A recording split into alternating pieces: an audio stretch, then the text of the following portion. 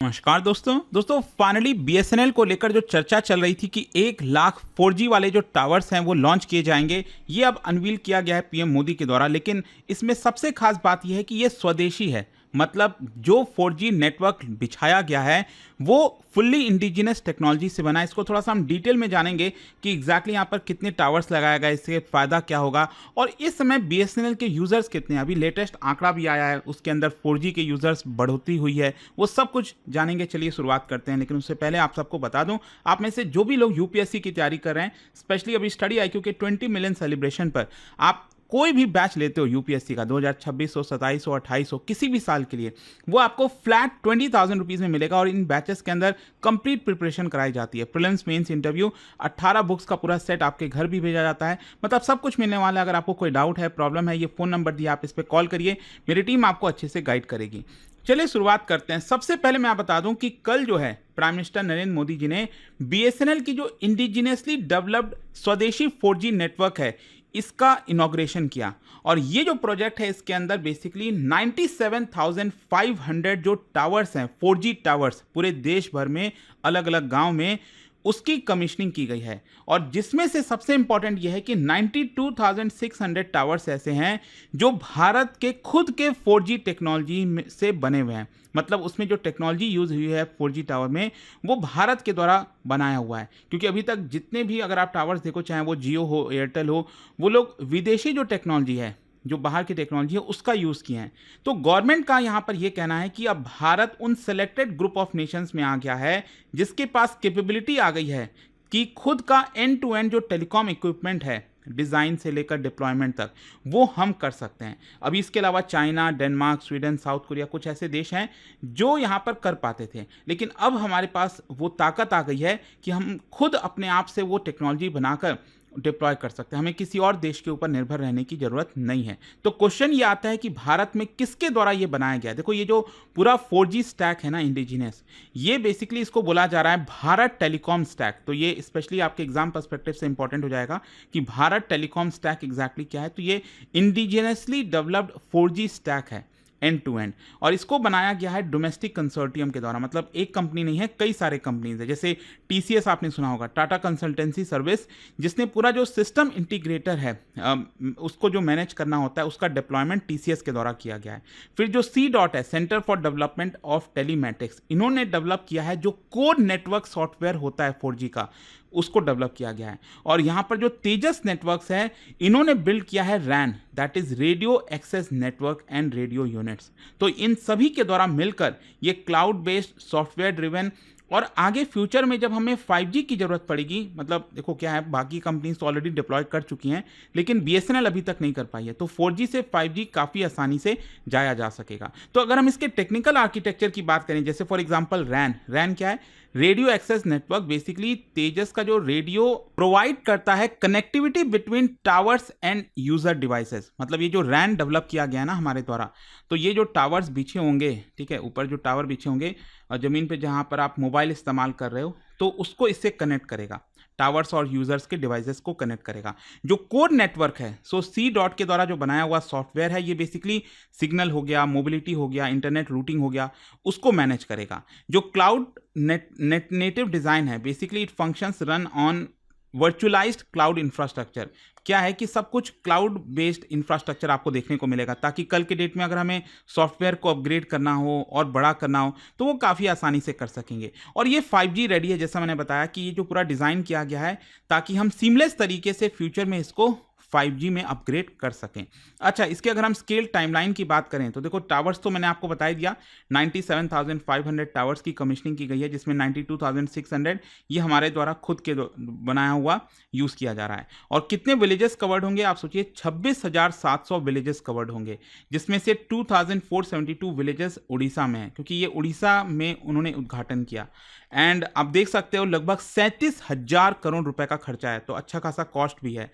और इसको पिछले 1-2 सालों में ही बनाया गया है और इसको फेज वाइज रोल आउट किया जा रहा था, लेकिन अब फाइनली लगभग 1 लाख के आसपास जो 4G टावर्स हैं वो अब हो चुके हैं। तो क्वेश्चन ये है कि इतना मायने क्यों रखता है? देखो, सबसे पहला स्ट्रैटेजिक सिग्निफिकेंस, मतलब इससे भारत को डिजिटल सोवरेनिटी मिल जाती है। मतलब फॉरेन जो टेलीकॉम वेंडर्स हैं उसके ऊपर हमें निर्भर नहीं रहना पड़ेगा। जो सिक्योरिटी और रेजिलियंस है वो भी हमें मिलेगी। मतलब ये भारत के क्रिटिकल जो नेशनल इंफ्रास्ट्रक्चर है उसको दिखाता है। ग्लोबल स्टैंडिंग, मैंने आपको बताया, भारत उन चुनिंदा देशों में शामिल हो गया है जिनके पास ये पूरा करने की ताकत है और एक्सपोर्ट पोटेंशियल भी है, क्योंकि अगर भारत ने इसको बनाया है तो हम सस्ते दाम पर इसको एक्सपोर्ट भी कर पाएंगे बाकी देशों को। फिर इसका सोशो इकोनॉमिक सिग्निफिकेंस ये है कि एक तो डिजिटल डिवाइस ब्रिज होगा, मतलब जो रिमोट एरियाज हैं, बॉर्डर एरियाज हैं, लेफ्ट विंग एक्सट्रीमिज्म वाले एरियाज हैं, तो उनको हम कनेक्ट कर सकेंगे। इंक्लूसिव ग्रोथ होगा and education, telemedicine, e governance, क्योंकि सरकार इसी का इस्तेमाल करती है तो वो कर पाएगी।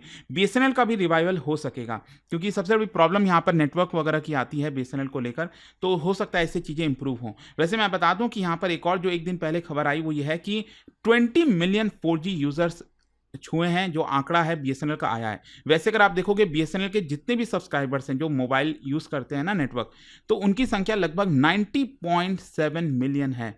मतलब आप समझिए 9 करोड़ के आसपास, 9 या 91 करोड़, ठीक है। और 4G का शेयर इसमें से कितना है? 20 मिलियन। मतलब 9 करोड़ में से लगभग 2 करोड़ जो है आपके 4G यूज़र्स हैं। तो लगभग आप कह सकते हैं 22% 4G यूज़र्स हैं बीएसएनएल के। और ऑब्वियस ही बात है, अगर आप इसको कंपेयर करो बाकी के प्राइवेट प्लेयर से, तो बीएसएनएल बहुत पीछे है, क्योंकि रिलायंस जियो के पास जो यूज़र्स हैं आप सोचिए 490 मिलियन, एयरटेल के पास 362 मिलियन है, ठीक है। और चैलेंज ये है कि बीएसएनएल को अपने जो लेगेसी कस्टमर है, जैसे जो अभी भी बीएसएनएल का 2G इस्तेमाल कर रहे हैं, 3G इस्तेमाल कर रहे हैं, तो उनको अगर बीएसएनएल कहीं ना कहीं कन्वर्ट कर सके 4G में, तो इससे बीएसएनएल काफ़ी इंप्रूव हो सकेगी। जो एक्टिव सब्सक्राइबर रेशियो है उसको भी इंप्रूव करना है और क्वालिटी जरूर मेंटेन करनी है बीएसएनएल को, तभी ये हो पाएगा। लेकिन इसमें कई खतरे हैं, चैलेंजेस हैं। देखो, रिस्क क्या है? एक तो जो टावर का रोल आउट किया गया है, इसके पीछे कोर स्टेबिलिटी होनी चाहिए, इसमें कोई गड़बड़ी नहीं आनी चाहिए। बस लॉन्च कर देना काफ़ी नहीं है, उसको मेंटेन करना काफ़ी इंपॉर्टेंट है। मोनेटाइजेशन का भी प्रेशर रहेगा, क्योंकि 37,000 करोड़ रुपए का इन्वेस्टमेंट लगा है, तो एवरेज रेवेन्यू पर यूज़र ग्रोथ देखना होगा कि बीएसएनएल कैसे निकालती है। और 5G जो डिले हुआ है, मतलब देखो अभी 5G लॉन्च नहीं हुआ सोचिए, और बाकी के जो टेलीकॉम कंपनीज हैं वो 6G के बारे में सोच रहे हैं। तो जब तक स्पेक्ट्रम क्लियरेंस नहीं होगा, डिवाइस रेडीनेस नहीं होगा, 5G लॉन्च में अभी भी बीएसएनएल पीछे हो सकता है। और कॉम्पिटिटिव पुशबैक भी आएगा ना, क्योंकि अगर बीएसएनएल थोड़ा आगे बढ़ेगी तो जियो और एयरटेल वो भी तो काउंटर करने की कोशिश करेंगे। ऑल्दो यहाँ पर आपको मैं बता दूं कि चंडीगढ़ और अंबाला में जो 5G सर्विसेज हैं उसकी टेस्टिंग स्टार्ट कर चुका है बीएसएनएल। लेकिन कंपनी जो है वो पहले ये चाहेगी कि ज़्यादातर जो यूज़र्स हैं वो कम से कम 4G तो इस्तेमाल करें, 5G तो दूर की बात है। और अगर मैं टोटल यूज़र्स की बात करूं तो एक्चुअली जुलाई के महीने में यहाँ पर थोड़े से यूज़र्स कम हुए हैं, क्योंकि जून के महीने में जो टोटल यूज़र्स की संख्या थी वो 90.46 मिलियन थी।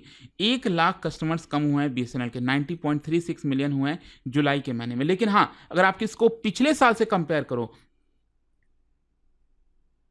क्योंकि पिछले साल तो आप देखिए 88.5 मिलियन यूजर्स ही थे, ये बढ़कर 90.36 हो गया। मतलब 1.86 मिलियन यूजर्स बढ़े हैं, मतलब 18 लाख लोग एडिशन हुए हैं। और इसका एक कारण ये था, अगर आपको याद हो, पिछले साल जो जियो है, एयरटेल है, इन्होंने प्राइसेस बढ़ाए थे सर्विसेज के, तो उससे उसकी वजह से इम्पैक्ट आया था और काफ़ी लोग बीएसएनएल की तरफ जो है शिफ्ट हुए थे। खैर, यहाँ पर क्वेश्चन ये है कि क्या बीएसएनएल अपने आप को सस्टेन कर पाएगा, क्योंकि आपने सुना ही होगा कि सरकार ने बहुत सारा पैसा डाला है बीएसएनएल में, एमटीएनएल में, लेकिन फिर भी रिवाइवल हो नहीं पा रहा है। क्योंकि मैं बता दूं कि इतने सारे यूजर्स का एडिशन जो हुआ था पिछले साल से, इसकी वजह से 2 क्वार्टर तक लगातार बीएसएनएल प्रॉफिटेबल रहा। कई मतलब 18 सालों के बाद आप सोचिए बीएसएनएल प्रॉफिटेबिलिटी में आया था। दिसंबर का जो क्वार्टर था पिछले साल 262 करोड़ का प्रॉफिट हुआ था। अभी जो इस साल मार्च क्वार्टर का था उसमें 280 करोड़ का प्रॉफिट हुआ। लेकिन अब वापस से जून के क्वार्टर में बीएसएनएल को आप देखिए 1049 करोड़ का लॉस हुआ। तो देखना होगा कि क्या यहाँ पर वो अपने आप को आगे सस्टेन कर पाएगा, क्योंकि ऐसे ही लॉस होता रहा तो अल्टीमेटली टैक्स पेयर्स का पैसा ही लगता है इसके अंदर। सोचिए 2019 से लेकर अभी तक बीएसएनएल और एमटीएनएल के अंदर सरकार ने 3.2 लाख करोड़ का, सोच के देखिए, इतना सारा पैसा इनको दिया है। तो कब तक ये सस्टेनेबल हो सकता है? तो खैर, ये जो भी है, कंक्लूजन ये निकलता है कि एटलीस्ट कम से कम ये जो स्वदेशी 4G नेटवर्क भारत ने बनाया, ये एक हिस्टोरिक माइलस्टोन है। सिंबॉलिकली यही है कि यहाँ पर हमें दूसरे देशों के ऊपर डिपेंड नहीं रहना, कुछ चुनिंदा देशों में हम शामिल हो गए हैं। इसकी वजह से कहीं ना कहीं, लेकिन आगे देखना होगा कि जो इसका सक्सेस है वो तभी डिपेंड करेगा कि रियल वर्ल्ड में ये कैसा परफॉर्म करता है, और जो 5G का ट्रांजिशन है क्या वो स्मूथ तरीके से हो पाता है कि नहीं। तो काफ़ी कुछ है यहाँ पर, बट आई होप कि ये जो खबर आ रही थी कल से वो आपको समझ में आ गई होगी। और जाने से पहले एक बहुत ही इंटरेस्टिंग क्वेश्चन, यहाँ पर भारत के टेलीकॉम सेक्टर से रिलेटेड 2 स्टेटमेंट दिया हुआ है, आपको बताना है कौन सा करेक्ट है। और इसका राइट आंसर आप सब जानते हैं, मेरे इंस्टाग्राम पर तो मिलेगा ही, वहाँ पर अगर आप नहीं हो कोई बात नहीं, टेलीग्राम से ले सकते हैं इसका सही उत्तर। और दोस्तों जैसा मैंने आपको बताया, अगर आप यूपीएससी की तैयारी कर रहे हैं, कोई भी बैच चाहते हैं, स्पेशली अभी 20 मिलियन के सब्सक्राइबर्स पूरा होने पर स्टडी IQ ने एक बड़ा ऑफर लाया है, दैट इज 20,000 रुपीज़ में कोई भी बैच आप ले सकते हो। जी हाँ, मतलब चाहे 2026 हो, 27 हो, 28 हो, किसी भी साल के आप प्रिपरेशन करें। अगर आपको कोई डाउट हो रहा है, प्रॉब्लम है, ये फोन नंबर है, आप पर कॉल करिए, मेरी टीम आपको अच्छे से गाइड करेगी। And tell them to use this code Ankit live maximum discount के लिए, और इसका लिंक कमेंट सेक्शन में भी दिया हुआ है। दोस्तों आपके प्यार और ट्रस्ट की वजह से आज स्टडी IQ IAS ने अचीव किया है 20 मिलियन सब्सक्राइबर्स का माइलस्टोन, और इस सेलिब्रेशन को बनाने के लिए और भी स्पेशल हम लाए हैं 20 मिलियन सब्सक्राइबर सेलिब्रेशन सेल, जहां पर आप कोई भी UPSC P2I फाउंडेशन कोर्स सिर्फ 20,000 के वैल्यू में खरीद सकते हैं। ये वैलिड है for UPSC 2026 foundation course, UPSC 2027 foundation course या UPSC 2028 फाउंडेशन कोर्स। मतलब सिर्फ 20,000 में शुरू करो IAS IPS की ultimate journey with top faculties, 1000+ hours of live classes, 1-on-1 personal mentorship, hand written notes plus PRP and MRP programmes. इसको लेने के लिए आपको जाना है स्टडी IQ ऐप या वेबसाइट पर, सर्च करिए UPSC P2I foundation and use करिए code Ankit live ANKITLIVE for maximum discount, और अपना सीट अभी लॉक करिए। अभी भी अगर आपको कोई डाउट है तो इस नंबर पर मेरी टीम से संपर्क कर सकते हैं। नंबर है 09240023 स्टडी IQ IAS, आपका सिलेक्शन हमारा मिशन।